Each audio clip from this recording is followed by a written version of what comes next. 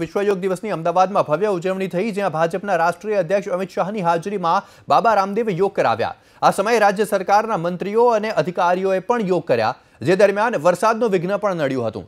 જોકે તે દરમિયાન પણ બાબા રામદેવે યોગાસન ચાલુ રાખ્યા હતા।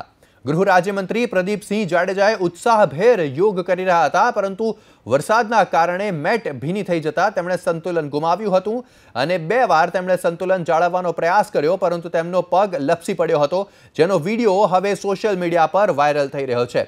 જોકે આ ઘટના બાદ ફરી પ્રદીપસિંહ યોગમાં જોડાયા હતા અને કંઈ પણ ન બન્યું હોય તેમ યોગ કર્યા હતા। દ્રશ્યો આપ જોઈ શકો છો જે સામે આવ્યા છે।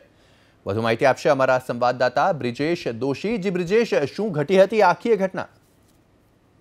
જે રીતે બાબા રામદેવની હાજરીમાં યોગ દિવસની ઉજવણી થઈ, તમામ મંત્રીઓ અને અધિકારીઓ હાજર હતા। વરસાદનું જ્યારે વિઘ્ન નડ્યું ત્યારે બાબા રામદેવે યોગ બંધ કરવાની જગ્યાએ ચાલુ રખાવ્યા, જેના કારણે તમામ લોકો યોગ કરી રહ્યા હતા, યોગાસન ચાલુ હતા। તે દરમિયાન જે મેટ હતી જેના ઉપર યોગ કરી રહ્યા હતા તમામ લોકો, તે મેટ ભીની થવાના કારણે ગૃહ રાજ્યમંત્રીનો પગ લપસ્યો હતો।